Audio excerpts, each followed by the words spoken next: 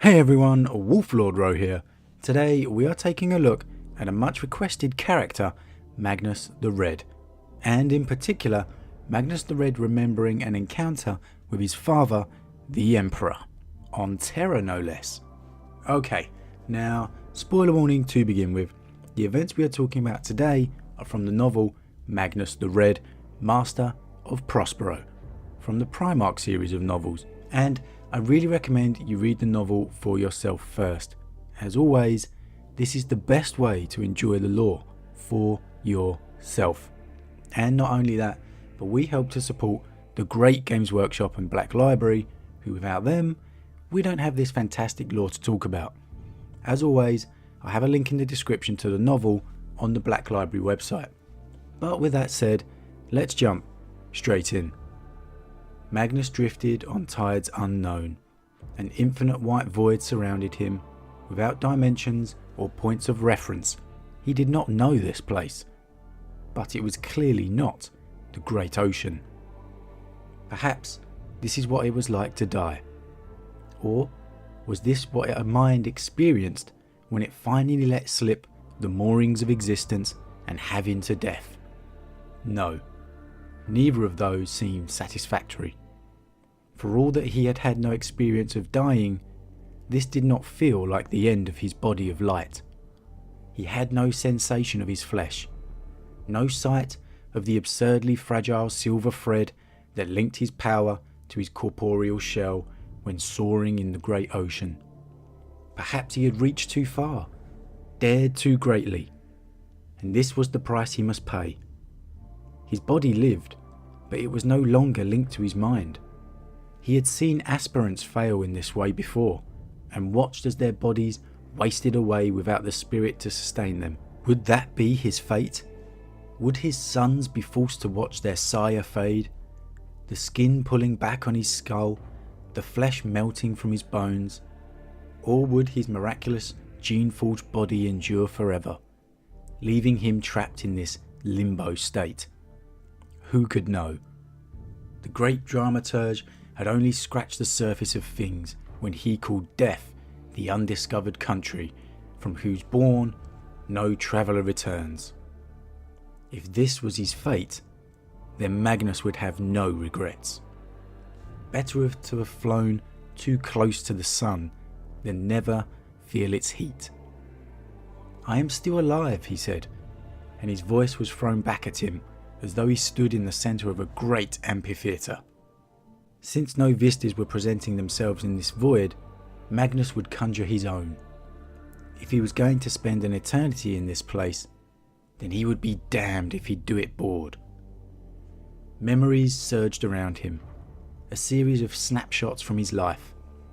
The climb into the hills of Prospero, where he found the statue whose destruction gave rise to the Fellowship of the Thousand Suns. The inaugural conclave of the first masters in the reflecting cave, taking a knee before his father upon their first meeting in Oculum Square, though in truth they had spoken for many years already. A small insight here into what is a very unique relationship between Magnus and the Emperor. They shared psychic powers. While yes, all the Primarchs have some form of psychic power, whether knowingly or not, Magnus is the one truly blessed, or should I say created, in that department. So much so that he communed with his father long before he had ever actually reached Prospero. I really believe it helped to foster a very unique bond between Magnus and the Emperor. Now yes, we know how this relationship ends, but we get to see a side of the Emperor with Magnus that is rarely seen. The mentoring, fatherly role. He conjured them at random, knowing all the while that nothing was ever truly random, wondering which memory would come to the fore. The answer presented itself. As the night he had climbed the Astartes Tower to meet his father on the eve of his departure from Terra swam into focus. It had been a bittersweet moment, for they were both aware it would be many years before they would meet like this again. The Great Crusade was a vision of supreme ambition, one that would take father and sons to the uttermost corners of the galaxy for decades, perhaps even centuries. Only a fool would entertain any notions of certainty on the commencement of such a singular undertaking. They had sat upon the highest peak of the slender tower and cast their minds out over the world, flying together one last time. Only then did Magnus understand he was not simply witnessing a memory, but was part of it. An interesting little point on the end of the passage there. Only then did Magnus understand he was not simply witnessing a memory, but was part of it. I've wondered upon reading this passage if perhaps this is no simple memory, that somehow the Emperor is helping to make Magnus relive this encounter as a learning tool for his son. We've seen the Emperor manipulate things before, and his psychic powers are easily powerful enough to commune across vast distances. So perhaps he is responsible. Perhaps it's just Magnus's mind. But I think it's an interesting thought to consider. Their bodies of light threaded the deep canyons of the mid-Atlantis, following the Urals from the Cara Oceanica to the Kievan Rus Khaganate. They circled Mount Narondia, watching the ghosts of Fulgrim and Ferrus Manus as they competed over the labour of twin weapons. So perfect, said the Emperor. Which one? Asked Magnus. But his father just smiled. Now, what do you think the Emperor was referring to there? Or who? The obvious answer is maybe to think Fulgrim, for his obsession with perfection. But keep in mind, if you're not aware, Ferrus also strives for perfection in his own unique way.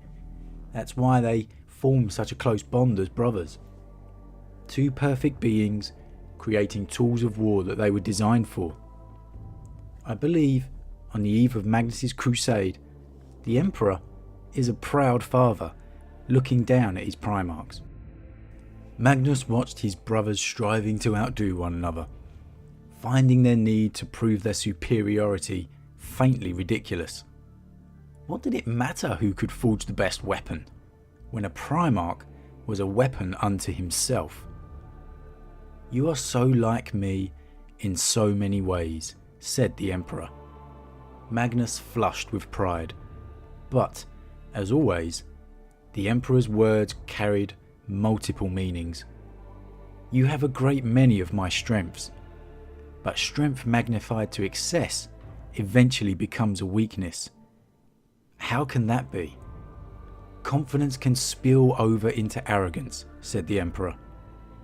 An obsessive pursuit of perfection can blind you to what it costs to achieve.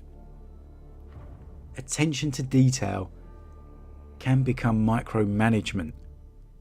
Magnus, you have my intellect and my power, but like me, you are prone to believing you can do no wrong, that your intellect lifts you above the risk of making petty mistakes or errors based on emotion. What a prophetic warning this proves to be from the Emperor. Confidence can spill over into arrogance, pretty much summing up Magnus to a T. If only Magnus would have listened. His arrogance was always his undoing. What mistakes have I made? Asked Magnus, dreading the answer. Only time will tell what is a mistake and what is not. But an inability to believe you can ever make a mistake is dangerous. It leaves a mind open to certainty, and unwavering certainty is our greatest enemy. Always question, and always be open to different ways of thinking, other ways of untangling the knot. That is the gift I give to you on the eve of our crusade. I do not understand. You will, my son, said the Emperor. Despite all I have just said, you are different enough from me that I can see how you will succeed where I have failed. Failed? How have you failed? I do not know yet, said the Emperor, with a wistful sheen to his subtle body.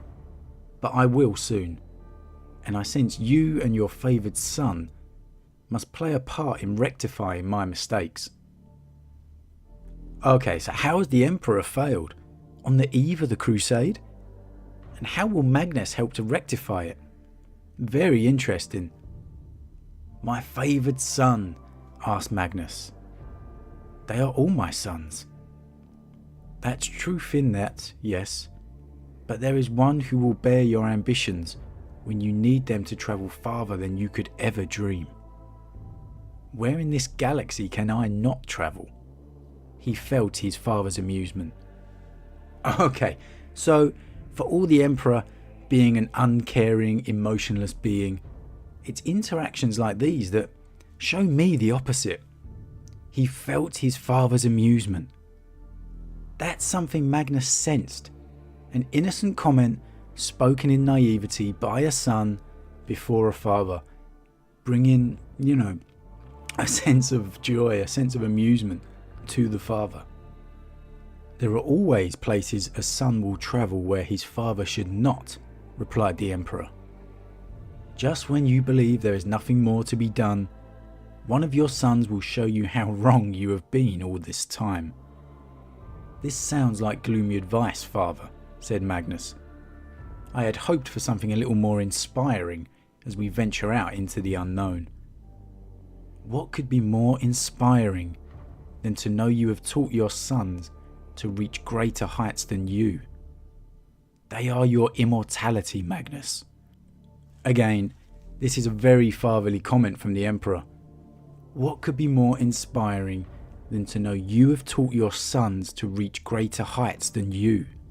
They are your immortality. Just as the 1,000 sons are Magnus's sons, so too is Magnus the son of the Emperor. The Emperor seems very much like he wants to go out and wants Magnus to go out and reach new heights that he could never reach himself. Now, is that possible for Magnus? Could he truly achieve a feat the Emperor would not be able to? Well, we'll never know, but the Emperor certainly seemed to think so. No more had been said on the matter, and they had returned to their bodies atop the Astartes tower to say farewell.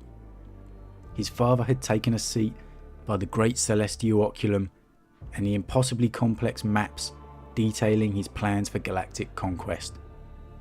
Though they had shared a sublime moment flying the ether, Magnus knew his time here was at an end. The Emperor turned and extended his hand, and Magnus looked into his father's eyes, wondering how he had not noticed the wistful look of sadness now he saw them. Remember this moment, said the Emperor.